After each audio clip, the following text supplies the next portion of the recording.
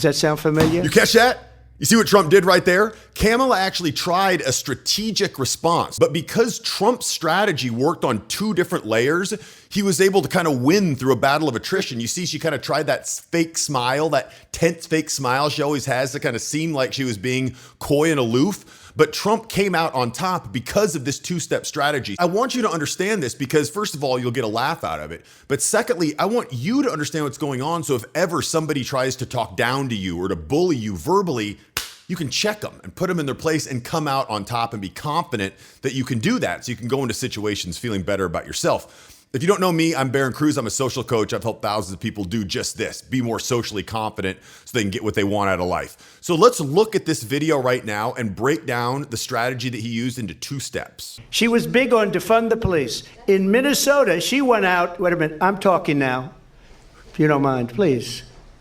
Does that sound familiar? Okay, so now she realizes she lost the battle because you see, slowly, watch her face continue. She went out. Look at this. And that now it gets into that tense. In Minnesota. That tense grin. See, does that look like the face of someone that won the exchange or lost the exchange, right?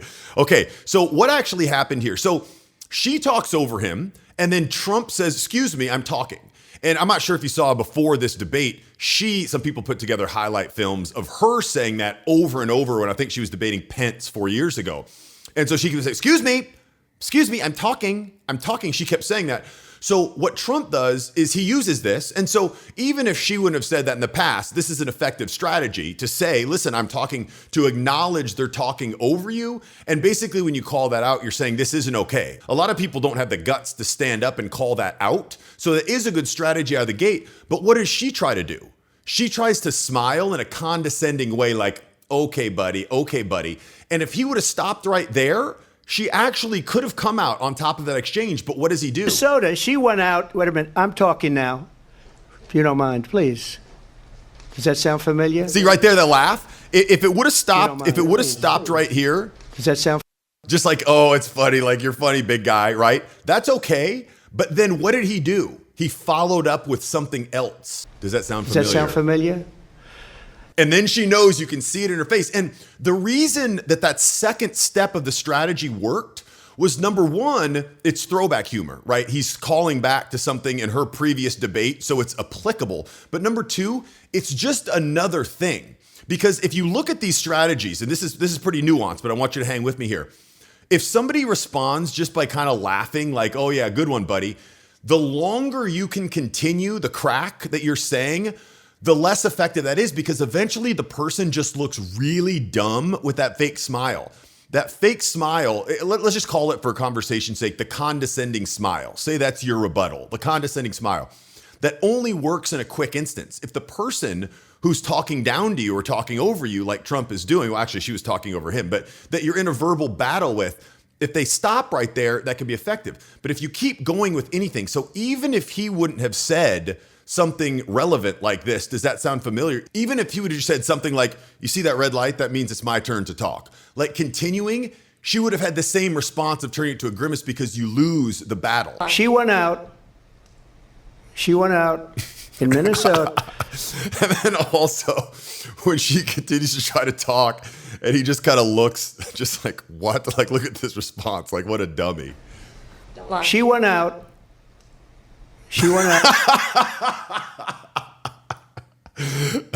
I actually didn't even see that the first time I saw it. That's awesome. But anyway, the look on her face. And, you know, this seems pretty granular. And it doesn't have, like, when's the last time somebody talked down to you or tried to make fun of you? Like, you know, at the workplace sometimes. Sometimes people's boss just do it kind of subtly. It's not as notable as this. But people don't know how to defend themselves. And I saw this and I got so many questions on videos like this where I break down. If you remember the video where Rand Paul and Trump were getting into it a long time ago, they say, you know, this guy talks to me. Sometimes it's my girlfriend. Sometimes it's my boyfriend. Sometimes it's my mom or dad. But this is a huge problem. And so if this is something you struggle with, I actually went deep dive to simplify it because so many people think it's so complicated. I'm just not quick on my feet, right? I just can't come up with things to say. So what I did is I made a strategy that's just like a decision tree. So it's like, if something happens, is this or this true about the comment that they made about you? Easy, one or the other. One more thing, is this or this true? Easy. And then you've got a reaction. And the reaction that you've got not only puts them in their place, but you've probably seen a good reaction like this. You actually come out looking better than if the person would have never tried to make fun of you, because you show you can handle it and you've got a quick response.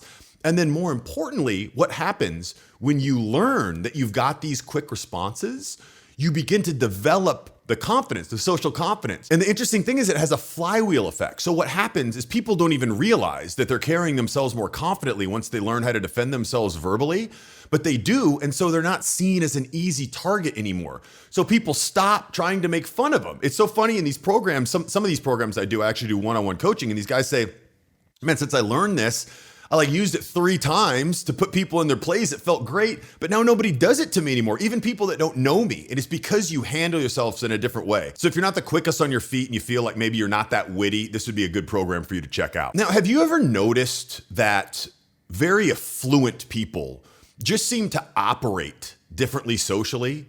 They just kind of move different. They talk different. I realized, being fortunate enough to roll in some of these circles, I realized that a lot of these strategies that these ultra wealthy people implement, they're really good and they're top tier, but they're not well known. Obviously strategies like this, people don't want to talk about. But this channel here is for videos like this. I want to break down interactions of people that you recognize, Donald Trump, Elon Musk, celebrities, athletes, and things like that. But some people want to go deeper. And so I decided not to put these new videos out on the Charisma Matrix channel because I want this to be a little bit more punchy. But this second channel that I just launched, and I'll put a link below, it's called the Ultra Wealthy Charisma and Power Playbook. It dives much deeper into the granularity. This actually went pretty deep for one of these videos, but if you really want to learn the nuances of social interaction, of vocal power, I'd suggest you check out that channel. I do some Q&A as well. So if you have a question you'd like me to answer, you can always ask in the comments there. And once a week, I do a Q&A that I turn into a podcast. And it's also a video on that channel where we go much more in depth than this. So I'd love to see you there as well. Cheers.